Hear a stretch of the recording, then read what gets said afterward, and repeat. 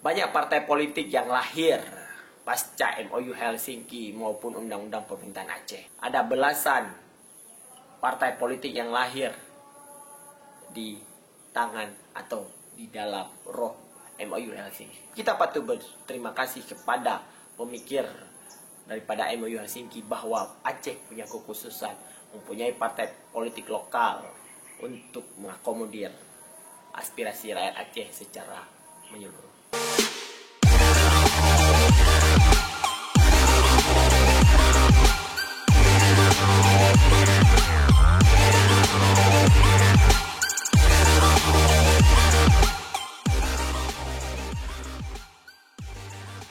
Assalamualaikum warahmatullahi wabarakatuh. Hai sahabat Sains Inisiatif, kembali lagi dengan saya Dedi. Masih di dalam bulan perdamaian antara GAM dan pemerintah Republik Indonesia. Kita hari ini akan membahas tentang turunan Undang-Undang Pemerintahan Aceh yang mengakomodir di dalamnya adalah partai lokal.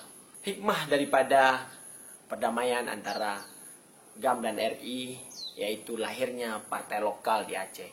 Partai lokal ini adalah satu-satunya partai lokal yang ada di Republik Indonesia ini. Ini adalah buah daripada perdamaian yang terjadi antara GAM dan RI.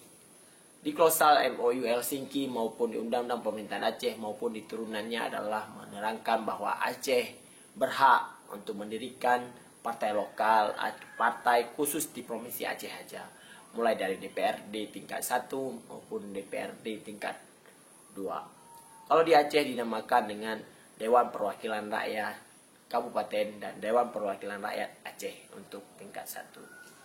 Apa aja sih yang tahun ini yang sudah mendaftar sebagai peserta pemilu untuk mengikuti di pemilu 2024? Yang pertama adalah masih partai lama, yaitu Partai Aceh. Partai Aceh ini didirikan oleh beberapa pentolan GAM yang bermukim di luar negeri, ya.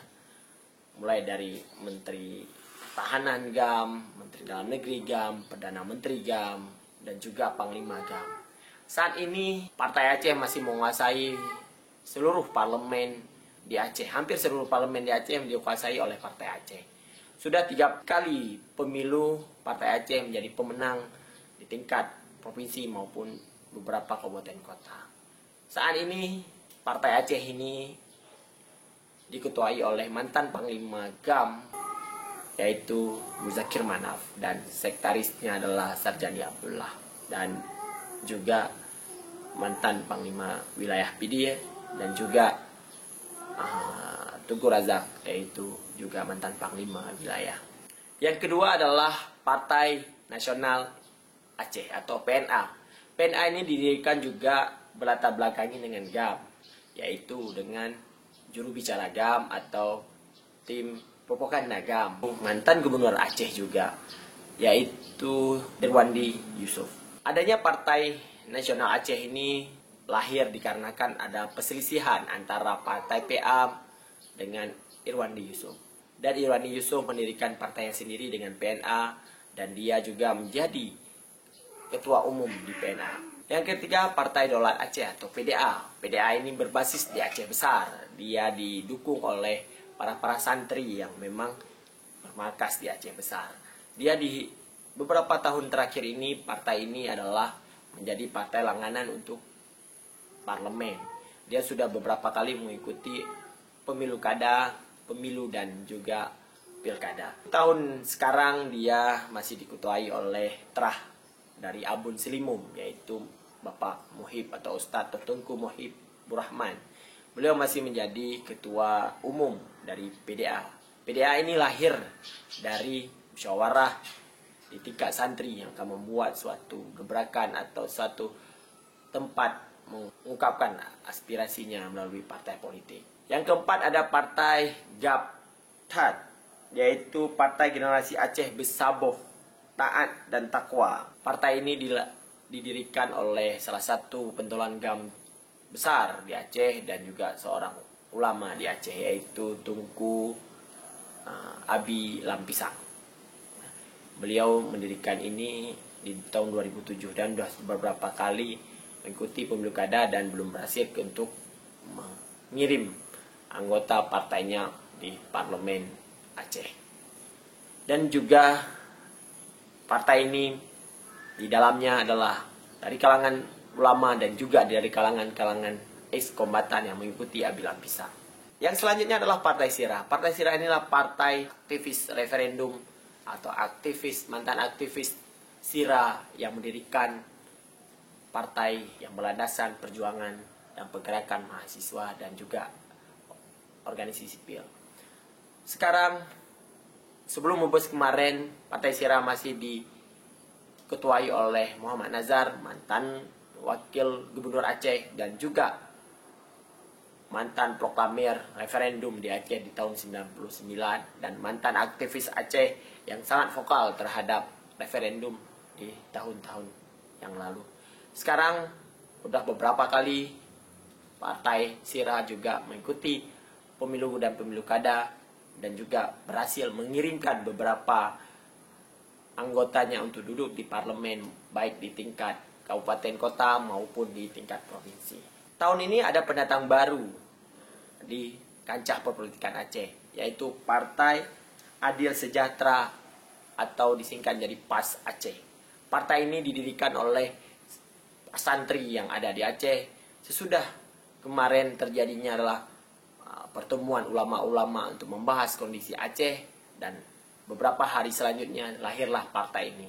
Partai ini diketuai oleh Tunku Baikuni dan juga seorang aktivis di dalam santri dan juga ulama yang besar di Aceh, mendirikan partai ini untuk mengakomodir aspirasi ulama, aspirasi santri yang sekarang ini tidak didengar aspirasinya.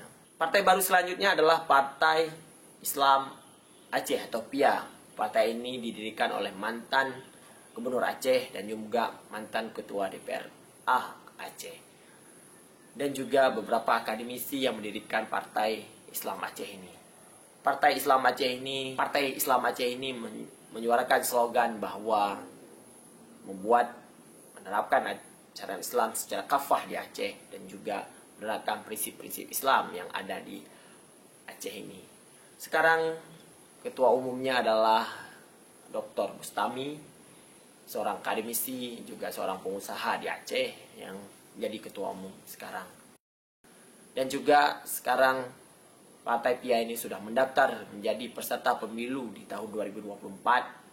Semoga menjadi ladang amal bagi anggotanya. Partai baru selanjutnya adalah Partai Amanat Reformasi.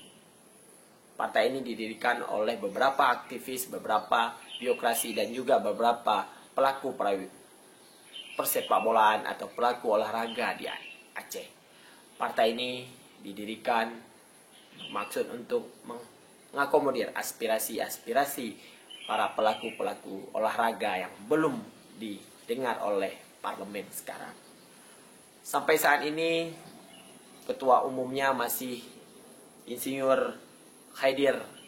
Beliau adalah mantan sekretaris PSSI Aceh. Itulah beberapa partai, baik partai lama maupun partai baru yang berdiri pasca MOU Helsinki, pasca perdamaian antara RI dan GAM. Itulah hikmah daripada perdamaian Aceh antara GAM dan RI.